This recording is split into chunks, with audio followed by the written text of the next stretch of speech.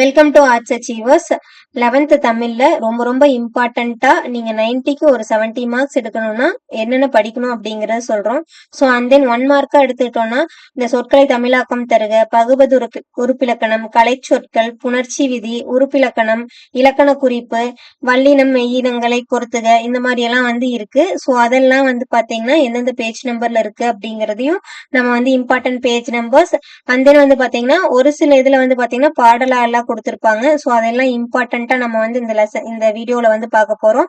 So உங்களுக்கு last year questions and then நிறைய questions ஏதாச்சும் அவைலபிளா தேவை அப்படின்னா நீங்க நம்மளோட டெலிகிராம் குரூப்ல ஜாயின் பண்ணிக்கோங்க. டெலிகிராம் குரூப்போட லிங்க் பாத்தீங்கன்னா ஒவ்வொரு வீடியோவோட கீழே டிஸ்கிரிப்ஷன்லயும் இருக்கும்.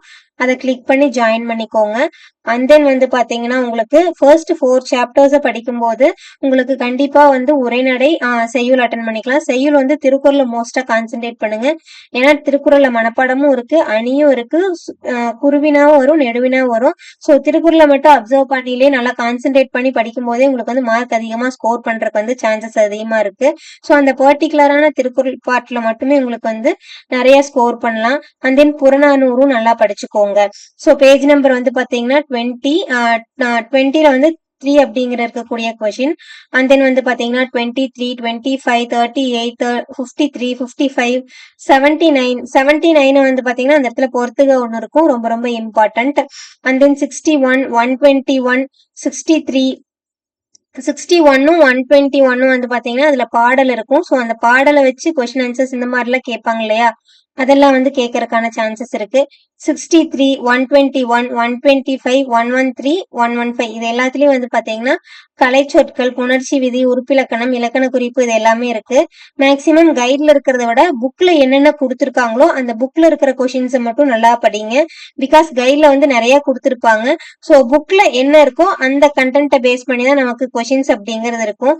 ஸோ புக்ல சின்ன பொறுத்து இருக்கிறது, சின்ன பாடல் இருக்கிறது, இந்த மாதிரி இருக்கிறது எல்லாமே பாத்தீங்கன்னா ஒவ்வொரு எழுக்கும் பின்னாடி இருக்கக்கூடிய இந்த இலக்கண குறிப்பாகட்டும், பகுபது உறுப்பிலக்கணம் ஆகட்டும், புணர்ச்சி விதியாகட்டும் ஒன்னொன்னு பாத்தீங்கன்னா பிரித்து கூறுக அப்படிங்கிற மாதிரி எல்லாம் கொடுத்திருப்பாங்க. ஸோ அதையெல்லாம் நல்லா தெளிவா படிச்சுக்கோங்க. ஸோ ஒரு 2 மார்க் 3 மார்க் அப்படிங்கறதுல தான் நமக்கு மார்க் ரெடியூஸ் ஆகுது.